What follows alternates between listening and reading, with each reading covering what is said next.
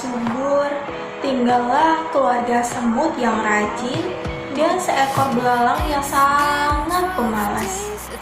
Meskipun begitu, belalang sangatlah bersahabat dengan keluarga semut. Tidak jarang mereka menyapa satu sama lain ketika berjumpa.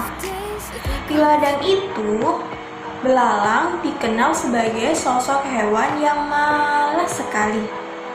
Ia senang sekali menghabiskan waktunya untuk bersantai, bernyanyi, menari, atau sekedar berbaring di rumput hijau yang lembut. Belalang menikmati hari-harinya dengan bahagia tanpa pernah memiliki rencana apapun untuk masa depannya. Hidup mengalir seperti air, begitu katanya. Berbeda dengan belalang, keluarga semut sangatlah rajin. Mereka bekerja dengan keras mencari dan mengumpulkan makan setiap harinya. Keluarga semut melakukan itu tanpa merasa lelah. Suatu siang, ketika belalang asik bernyanyi, tiba-tiba rombongan keluarga semut datang melewati tempat peristirahatannya. Merasa semut bekerja lebih rajin, membuat belalang merasa terheran. Ia pun bertanya pada keluarga semut. "Hai keluarga semut, mengapa kamu terlihat bekerja lebih keras daripada kelelahan? Bukankah lebih menyenangkan jika kalian bersantai di tempatku ini?" "Kami sedang bekerja keras menyiapkan makanan untuk musim dingin nanti. Karena saat musim dingin tiba, tidak ada tanaman yang bisa tumbuh dan kita akan mati kelaparan jika tidak mulai menyiapkan sedari dini," jawab semut. Belalang tertawa mendengar jawaban semut. "Musim dingin masih lama, temanku. Mengapa kalian begitu khawatir? Lihat hari ini sangatlah cerah. Ayo kemari dan bernyanyi bersamaku," ungkap belalang dengan penuh semangat.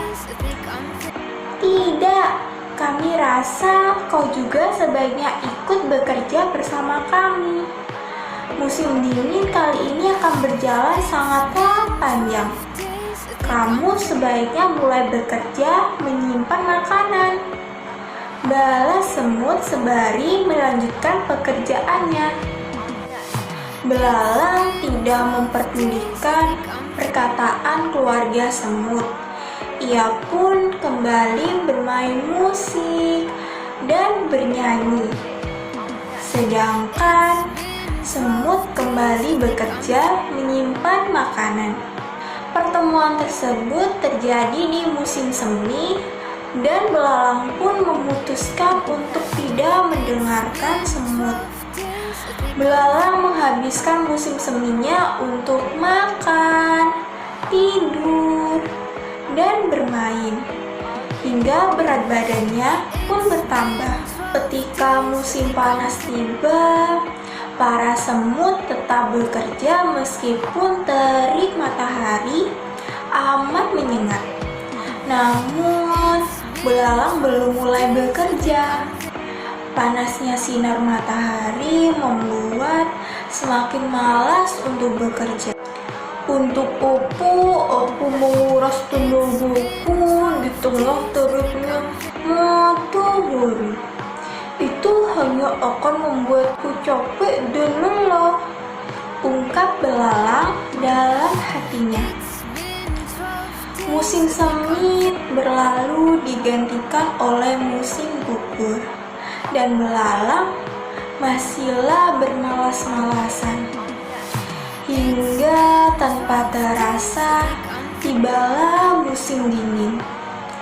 Angin berhembus begitu kencang, dan salju mulai turun menyelimuti ladang hingga terlihat semua warnanya putih.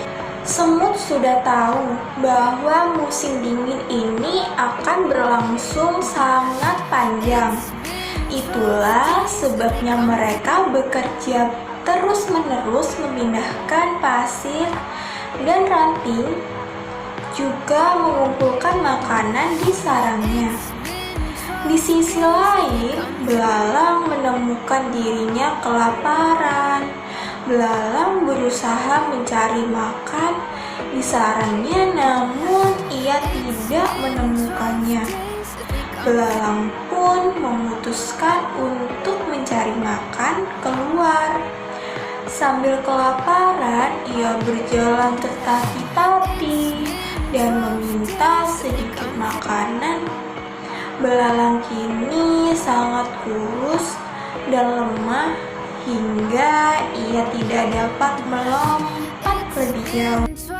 Sudah beberapa jam belalang keluar mencari makan.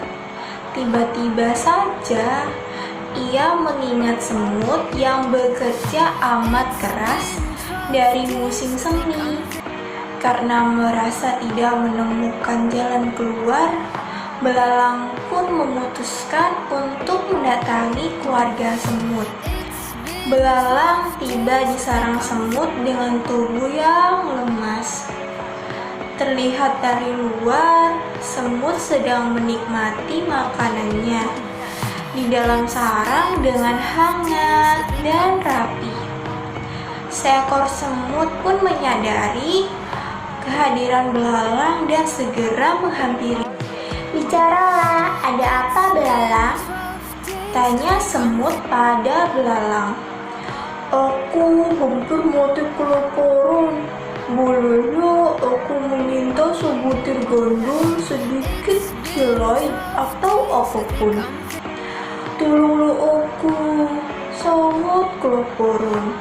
Belalang memohon kepada semut.